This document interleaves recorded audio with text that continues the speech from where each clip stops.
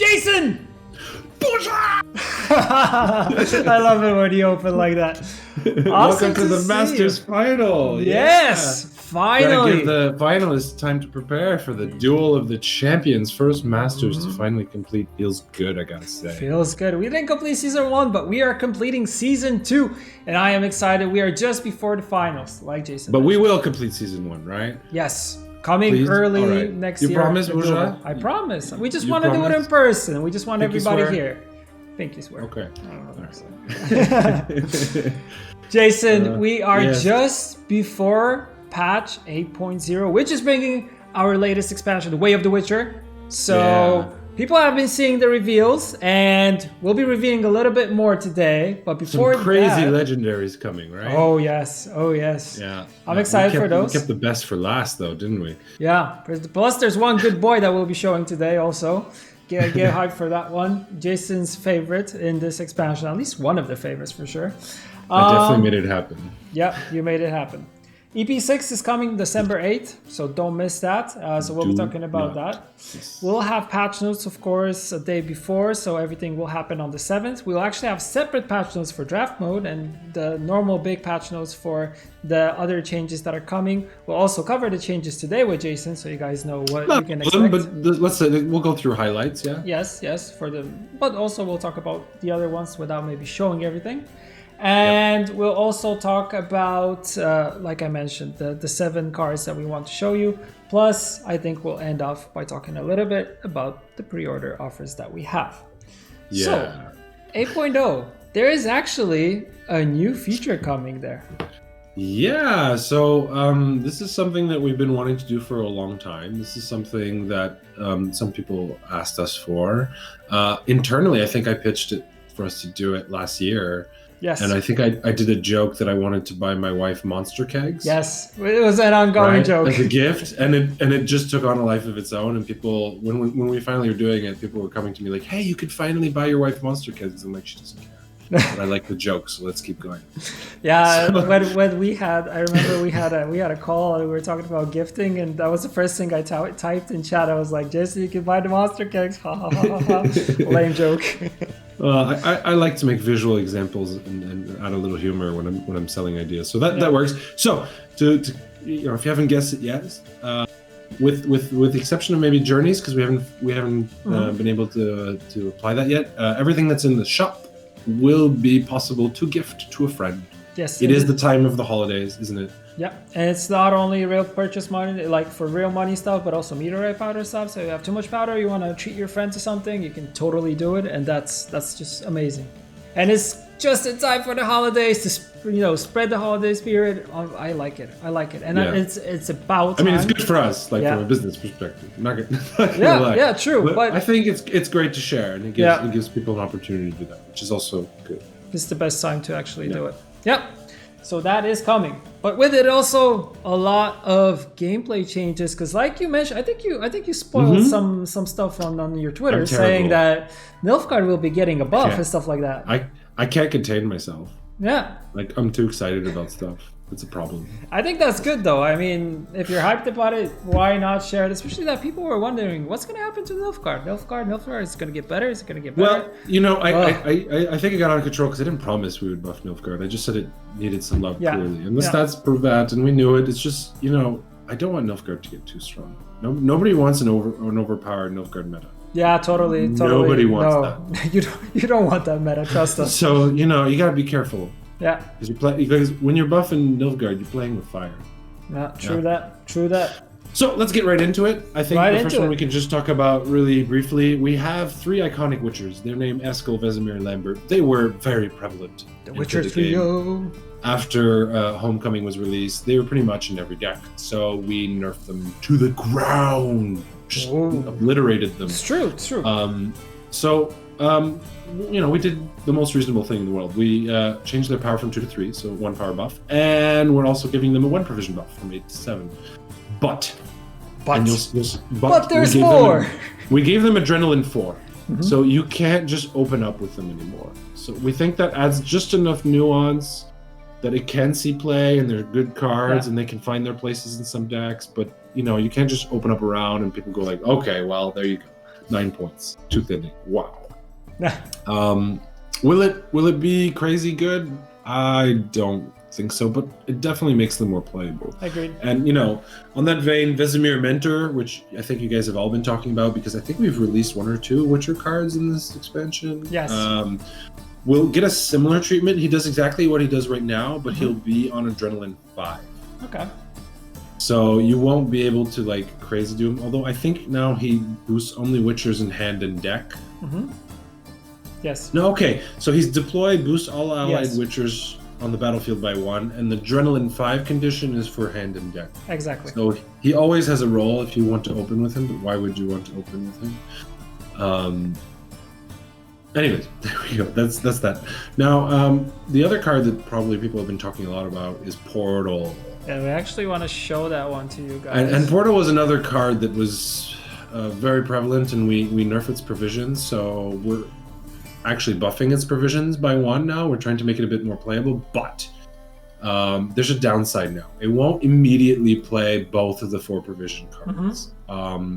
It will do the same effect, but the second card will come out after 3 turns. Now this lets you Heatwave the Portal if you want to stop the second 4 provision card, although I have a feeling Heatwaving a Portal for 4 provision cost card coming out would be not likely a high value calculation. Yeah, I agree. People will Heatwave Portals, but we'll see. Maybe someone will get overeager to get rid of that engine that's coming, and it still gives you the same tempo as before. It still gives you the double thinning. Yeah. And you can see that we've added a lot of 4 provision engines. There's at least 3 or 4 other existing engines that were in time nerfed from 4 provisions to 5, just so that Portal couldn't pull it. And this change kind of opens us up to putting those cards actually back to 4 provisions. So Lyrian Cavalry, Elven Swordmaster, Nausicaa Sergeant, and Master of Disguise. No, yes. Nausicaa Sergeant, not Master of Disguise. Not Master, yeah. Will be buffed to 4 provision. Master of Disguise is getting a power change from 3 to 4. So he is getting a buff, but he's not switching provisions. So maybe we'll keep looking, see if there's some more cards we want to put down into Portal range. But already, I think Portal will be in the meta after. Oh yeah, for sure, for sure. Yeah, just giving it a lot more possibilities here, I think, opens up, a lot more possibilities, right? Right. Kind of moving on through the highlights, I think scenarios were a really controversial card this year, and they've been super prevalent. Although I would argue that current meta, only Haunt is really dominating the landscape. Like True. Haunt is just doing some work. Yeah, people are talking about it a lot, to be honest. Haunt is getting work done. So I think it's time that we take old Haunt from 13 provisions to 14. We're giving it. Yeah. I think a justifiable 1 provision nerf. And we'll keep an eye on it, and if we need to, we might add 1. I don't know. We'll see. And the other interesting monster buff that we did is Old Spear Tip is going from 13 to 12 provisions. Holy crap. Now, the fun thing about this is that takes it out of Alzur Onomancy range. So that actually is a nerf to Alzur. Was it needed? I don't know, but the swinginess of an Old Spear Tip coming out when you Onomancy with Alzur, the value is just a bit... It's just a bit too much, right? A little bit too much. Yeah. And, I don't think Old Spear Tip needed to be at 13 provisions. I think he'll work fine at 12. Agreed. And monsters will be able to adapt to the Haunt nerf, I guess.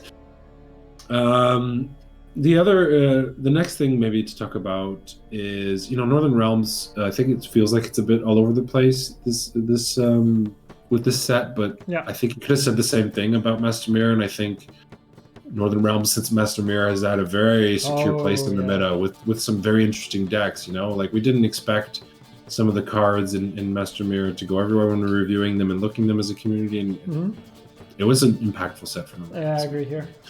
But to kind of help out, we've also decided to buff Vernon Roach from 12 provisions to 11, which is essentially a buff to Blue Strikes Commando, which is, I think, a deck that with some of the cards we release can actually find some really nice plays and synergies.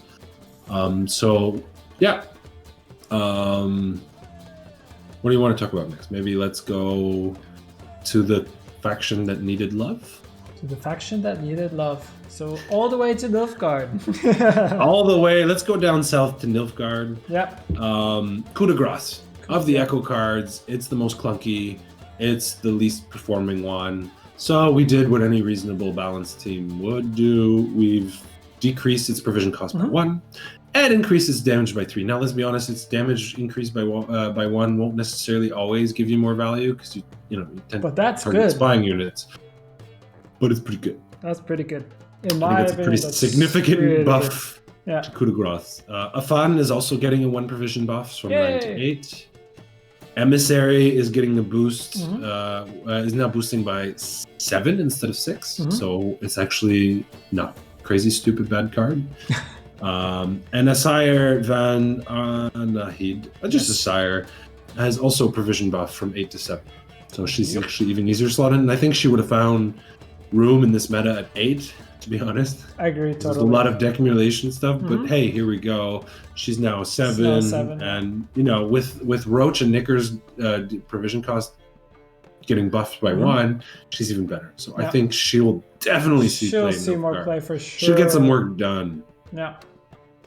I think there's one last card worth talking about for Nilfgaard. That we want to show, actually, right? Yeah, let's look at our boy Brathens. Brathens, the human mage agent, was a bit too, I don't want to say point slammy, but kind of, mid-range, could fit in almost every Nilfgaard deck. That being said, we did nerf him. It didn't feel right, so we're buffing his power back to 4. We're putting his provision back down to 10, but we're putting in this cool condition that he can only create a disloyal bronze from your starting deck. Exactly. I don't think it'll be that hard for a deck that wants to play him in mid-range to put the disloyal unit they want to spawn into it. So I don't see this as a crazy restriction, but it kind of lowers the options you get from him based off the type of deck you're playing, and I think that's a decent compromise. Basically, a disloyal deck will get more value out of Brathens, or we'll have more flexibility out of that Brathens. So I think that's a really cool adjustment. Yeah, I agree totally here, Jason. Yeah, cool. That's not every single balance change that we did, but it's definitely the highlights. More coming tomorrow. Yeah. Yes. Tomorrow, the 7th, exactly. But now, there is more. One more. Did you fix Aridin? Did we fix Aridin? Tell me it's in the patch notes. It's fixed. Yeah. It's fixed. Yes. It was broken too long. Sorry about that, guys. But sorry it about is fixed. That, It's fixed. I don't think he was systematically broken. I think he's broken in some edge cases. It's not always easy to fix those things, but we got it done. 8.0. Aridin is back on the menu, boys. Aridin is back. Weather Monsters makes a comeback. Hopefully. All right. We got that out of the way. Of course, like we mentioned, that is not all the changes. We will be posting patch notes tomorrow with all this information, plus juicy information about draft, because there was a pretty big shakeup in draft. Jason, I know you were working hard also on it. So newsflash, I fixed my mistake. Picking Alzur as a core card will actually give you spells instead of specials. No. Yeah. Sorry about that. That's totally me not reading cards properly when I was configuring draft.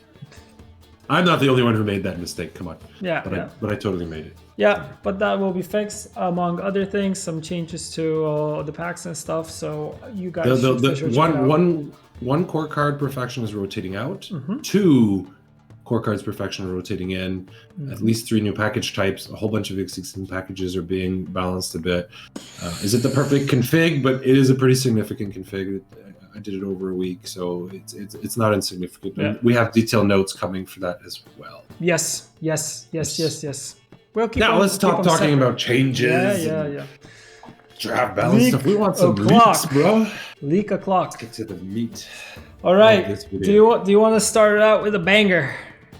Okay, so we were kind of sort of following the Chinese New Year schedule. Year of the wild boar for the year of the pig, and here came the year of the rat. And I started looking into the lore books, and hey, there's a Wererat. That sounds much cooler than a rat. Let's make this the year of the Wererat. But what does a Wererat look like, Buja? Can you tell me? Actually, when I was thinking about it, and then when I read the description, I thought he was gonna be more of a little rat kind of guy that maybe mutated, a little bit skinny. But then I found out that the guy looks like this. And that is Welcome one to chonky boy. the guy who had an entire year named after him. He's a total I love unit. this card. I love this card because it's a total upgrade or modern adaptation of the Fran warrior from beta, which, let's be honest, was super fun. Yeah. Order, reset this unit's power, and spawn a number of rats in this row equal to the amounts of boosts it lost. Cooldown 1. At the end of your turn, consume a unit to the right. Those consume engines are going to get some work done. Oh, yeah. You got Slizzards, you got Wererats, you've got a whole bunch of new ways to consume on top of existing ones. True that. But this is just going to be fun, right? It's gonna be crazy, and yeah, like you said, he reminds me a lot to the old brand that we used to have back in the day, and yeah, like you said, more options for consume is always good, and yeah, I'm totally in love with the art of this guy. He's just looks super crazy, and the little rats on the steps and him kind of on top. Here's the fun thing, right? You play him first, let's say. Yeah. Then you spontaneous evolution him, and you use his order and you spawn 8 rats. Yeah. Okay, that's a bit wacky. And then you kind of what is it? Is it you revealed it in the video? You chimera one of the rats. And you know, you had the portal, maybe you even played the portal before the Wererat that has your consume engines going, and every turn they're like going, and you combine that with the Fran warriors maybe, and all of a sudden like you got some serious consume going, and you know, if you can protect this guy, if he stays on the board, Monsters is gonna get some work done. I love this card. I love it too, and I love how he was depicted actually. To look like that. Like, you could probably just shut it down. It's five. Yeah. Let's be honest. But sometimes it'll stick, you know? Sometimes it'll get some work done, and it will be beautiful, ladies and gentlemen. It will be absolutely stunning. And Crazy. I can't wait to see it. Okay. What's next? How can we top that? Right? We can actually talk about cards which we haven't revealed yet, because we mentioned the infamous locations. Yes, right? the locations. Everybody's like, what are these locations? When are the locations coming? Well, they're coming today, and we actually will start with the first one for the mighty Empire of Nilfgaard, if I'm not mistaken. Yeah. We have Gorthur Gvaed. Gvaed? Resilience on an artifact? What? What? Yes, all artifact locations, but resilience on an artifact, Jason? All these locations will have resilience. I won't do my fake again, but they all have resilience. These are all cards you could play safely round 1 and use their order round 2, or round 3. It's at 8 provisions. It's this one in particular: spawn and play Viper Witcher Adept, Viper Witcher Mentor, or Viper Witcher Alchemist. Pick your poison. Pick your poison. Order, move a unit from your opponent's graveyard to the top of their deck, maybe to try and help speed up that Viper coming out. Mm-hmm. Put maybe one of their less beautiful bronzes back into the deck. Maybe even put your Duchess's Informant back into their deck, so they're kind of bricking it when you have all golds in round 3. This card can do some work. And, and the thing that these locations do is all these locations will basically be deploy, spawn a Way of the Witcher bronze card from that faction, right? These choices are all the bronze cards from Way of the Witcher. Yeah. So we have five bronze cards, but one of them is a special, so it doesn't spawn the special card, right? Mm-hmm. This won't let you play Coded Weapons, but this is kind of adding in a third copy of a card like in the old beta days. You want to run a triple Viper Witcher deck for whatever reason, this card gets you there. And it lets you F with your opponent's deck as a little sprinkle on top, right? Yeah. So super exciting. Nilfgaard is really going to have ways to play with your decks in this expansion. With all the other buffs that we're doing, I think Nilfgaard's going to find its way back into the meta, and it's going to scare people. Sorry, but you either live long enough, you either die a hero, you live long enough to become a villain. Here we are becoming a villain by making Nilfgaard great again, but it's needed. So I think they're going to do some really cool stuff. Agreed. I think Nilfgaard is always wanted to be a faction that f***s around with things, like just messes around, and this deck manipulation stuff has so many possibilities to do some really interesting things. True that. And people are going to either love it or probably hate it, but it's going to be fun.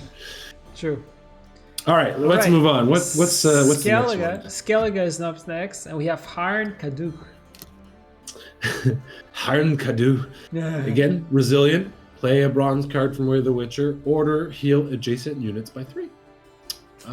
This could be really good against some of even the self-damage cards that we actually saw. Yeah. From this expansion, right? I forget exactly which is which. Off the top of my head. Yeah, pretty much, right? You'll notice that we didn't do any buffs for Skellige for this update. Some reason we don't feel like Skellige needs a buff. Maybe eventually it'll get a bit of a toning down. We'll see. Definitely Arnagad scares the shit out of me. Yeah. But I think the thing that people underestimate about that card is, yeah, he's damaging your opponent as he plays it, but it won't stop the deploy effect, right? So you can still get your deploy effects off. And he's taking damage, right? If I play a Viper against Arnagad, my Viper will survive by 2, but he loses 7 points. Yeah, exactly. Right? It's trading points. It's not like imagining points. What it's also doing is it's giving you a chance to actually get to transform things like healing and armor into points, which is very similar to, let's say, what Draco Turtle does, right? So I think it's super interesting. I think self-wound is going to be a thing. How good it'll be, time will tell, but definitely interesting cards for Skellige in this expansion. For sure. All right, moving on, we have Stygga Castle. And we actually showed the art for this one, and some people people guessed it. Yeah. Well, look at that.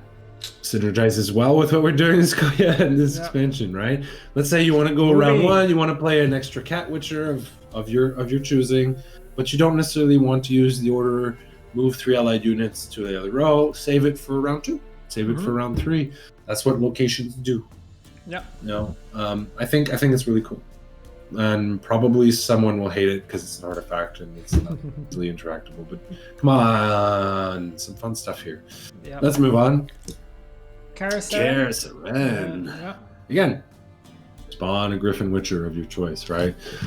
Boost a unit in your deck by 3. I think what you see with Northern Realms in this expansion, I think there are a bit of unobvious nerfs to existing archetypes. I totally think the Griffin Witcher Adepts, I believe, are totally going to be awesome in a shield deck. Like they might make shield and R work.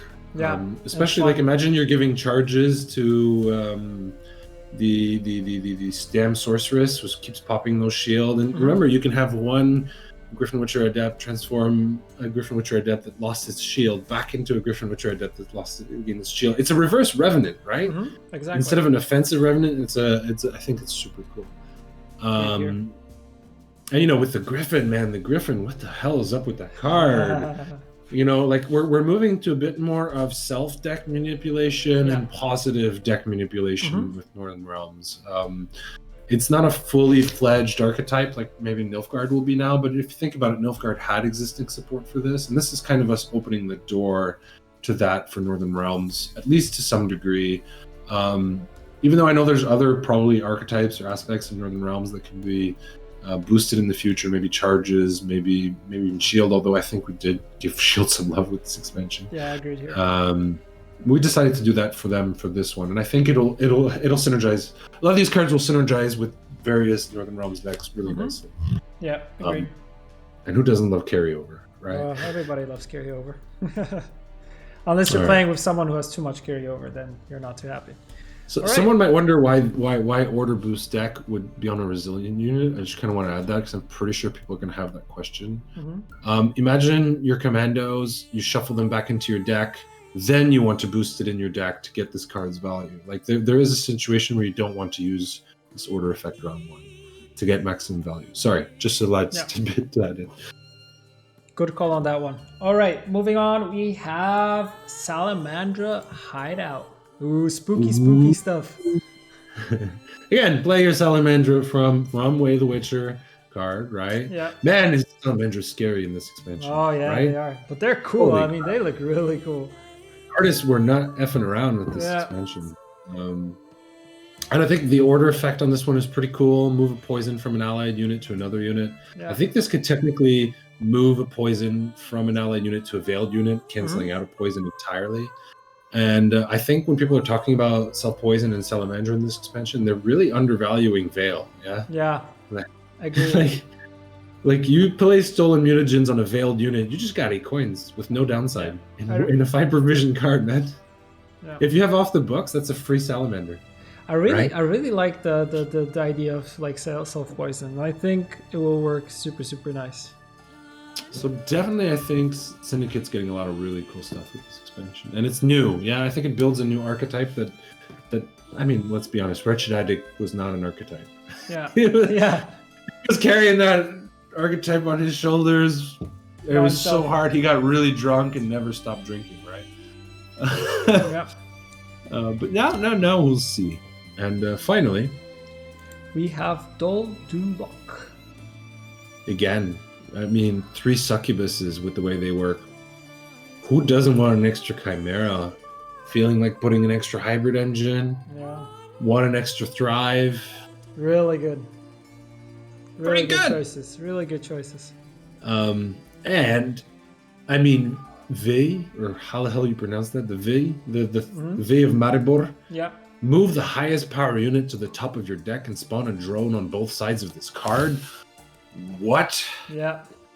What? Get some tempo in round 1. Play that extra Fuka. Play that Chimera. I don't care. But you keep it around. V gets back into your deck. Round 2. I honestly, I think V is going to explode in certain decks that really... And this card just enables that. That's... Monsters Totally is scary. agree. Monsters got some scary stuff, and I love it. Clearly, I forced the design team to give the craziest, powerful stuff to monsters. Sorry. Of course you did. Skellige didn't need it. Nah, they're fine. Nilfgaard's just evil. Yeah. Skoya, come on, they won't. Oh, come on. We always need good stuff. But I like adding movement, to be honest. I love adding I've wanted movement in Skoya for so Exactly. long. I think it's like just a little bit above traps. Yeah. Getting traps to work nicely. Yeah. And holy crap, am I expecting like acrobatic ninja nonsense with Skoya boards at the end of rounds? I think I hope so. Like visually like what? I'm gonna be totally that's playing around with that. super. Yeah. Some cool shit coming, man. I'm excited. Agreed. I'm also excited, man. This is gonna be awesome. Yeah, December 8th is coming. All of this goodness. 2 days. Yeah. So that's that, but we also have a couple things that will be happening in the future moving forward that we want to talk about. One thing is we will have a holiday event. So we looked at the one we had last year, if you remembered, and we switched it up a little bit. And I think, based on you guys' feedback, the redesign of this one will be better. Interesting thing will be that you don't want to miss this event because you will be also able to obtain some of the things that were in the previous one, so last year's. But we also, on top of that, we have a lot of new cool vanities and stuff that will be dropping on you. It's definitely a big upgrade to the way we did events before. Even the Halloween one. I'm excited. We were planning this one, the upcoming holiday season event when Halloween was coming out, and we know you guys were quite unhappy with some of the things in there. We're like, the next one is already fixing that stuff. Why couldn't we do that faster, sooner? But it is coming. So that's something cool.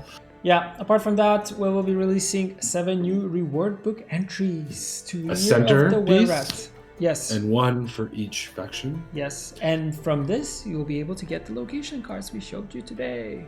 Yeah, they'll be at the end of those trees. Yes. Where you can just use your reward points to get these cards. You don't need your scraps. Yeah. So that's cool. That's a different way. We're just making to get them, those more available. Exactly. All right, and I think we also want to talk a little bit about expansions, Jason. All right, so we didn't say much last time. Yes. In our roadmap. State of Gwent. The State of Gwent, that's right. But I wanted to just share a bit more light onto kind of where we're going. The next set that we will release will probably be in the same time frame as Master Mirror was. So we're talking about 6 months, more or less. I mean, it's really hard to predict exact drop dates this far ahead of time. And that might seem like, well, then how you going to do 3 in a year? Well, or more in a year. How are you gonna fix the content thing? We have a plan. I'm not quite ready to share 100% of the details there, but it takes time to build up. We have a lot of, infrastructure and some building up of new best practices and pipelines and tools to speed us up so we can deliver more content. Exactly. But I really want to give the team space to breathe, to get it there, and not try to rush out the next set too fast.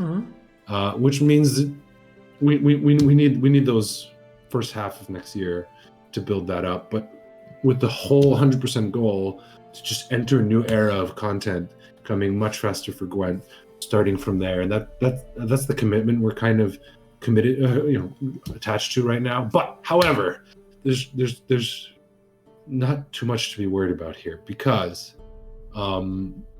unlike the last update that we did, we are committed to really looking for ways to make those 6 months as fun and evolving and interesting as possible. Somewhere in January, either the beginning or the end, we're actually going to add another new Witcher card to the Way of the Witcher set. So we're actually going to expand the set. And we're going to look for ways to drop content between those two in a way that might be releasing leader cards that were removed from the game in a new form. It might be playing with the leader abilities. For sure, we want to do a pass on neutrals. We feel like neutrals have been too strongly power crept in some ways, or aren't really fitting very well, and that's definitely something we want to do a pass on. Maybe I'll convince the designers to make Dandelion grow based off how many Geralts and Yennifers, and we got a lot of Geralt and Yennifers in the game right now. Exactly. Just like in beta, we don't know. We'll definitely be still doing monthly updates, but we might do some more fun stuff. We'll definitely try to keep that period as entertaining, as fluid as possible while we build up for the new era of Gwent, where we really try to keep the game exploding at all times if possible. Just to keep things fresh, like you're saying, to add a little bit more stuff in between the time that you guys are waiting for, because like we've seen based on your feedback that you want something to fill in this space, right? I mean, we all know it. Like even the time between Master Mirror and Way of the Witcher was too long, with not enough things changing. And I think part of the fault there was we did the leader rework immediately after Master Mirror, and maybe if that had been offset, it would have been better. But still, you guys want content. You want new stuff to do. You want fun stuff to do. I know Alzur was a bit of a meme card, and maybe it wasn't the meta shakeup you were hoping that would come. And, it's hard to set expectations here without disappointing some people, but it definitely gave something new to talk about. It definitely gave something new to play with, and we'll be looking for ways to interact with you guys like that and try and really keep the game feeling fun. And please bear with us. We really care. We're really doing everything we can to make Gwent as awesome and possible for you guys. So thank you for all your support. Thank you for all your patience. Thank you for sticking with us. Thank you to everyone who has actually recently joined the game and giving us a lot of praise. That's also something very important to highlight. We appreciate it a lot, and like Jason said, we'll be doing everything possible just to make the game better and kind of taking all of the feedback you guys are giving us and kind of introducing it to the game, so everybody's happy in this case, right? Yeah. So that's it. I think that's all we got for today. Yeah. Hopefully it was as entertaining and cool for you guys as possible. We didn't ramble as much this time, I hope. Yeah, agreed. I just wanted to mention before we wrap up to actually talk about once again for the last time about the pre-order offers, because they are soon rotating out of the shop. So if you haven't pre-ordered Way of the Witcher, you have 3 options, starting with Alzur's pre-order pack, which features 25 premium Way of the Witcher kegs, Alzur's laboratory board, which can be equipped instantly, and the Alzur Premium Neutral card from the expansion that is coming December 8th, of course. And also usable right now, so if you haven't crafted it, you can get the premium in that way. We also have the Extraordinary pre-order pack, and this one is something new that we're testing, and it features 10 level boosts in Alzur's journey, of course. Equivalent of 10 kegs of your choosing. exactly. So keep those reward points you're getting. Buy Way of the Witcher kegs when they come out. Yeah. Yep, and the Way of the Witcher shape-shifting card back. I've been actually playing with this card back, and I freaking love it. It's amazing, and it changes. Really nice. It's really nice. It's really nice. It's really fun. And if you want to have everything, you can just go for the combo offer, which has the kegs, which has the board, and got everything. Has the card. And as a bonus, you get the title, The Witcher. So you can finally be a Witcher, guys. Come on. Exactly. What's not to love? So if you want to check them out, head up to shop. If not, you can also go to playgwent.com and see it there, because we have a big landing page in which you can click and you get all this information. And you also see the reveals there. You have everything there. So all information about the expansion can be found there on playgwent.com. Again, thank you for those of you who are purchasing these things, even if it's just for the vanities. We really love it when you guys show us our support that way, and we hope to keep moving Gwent forward in that model.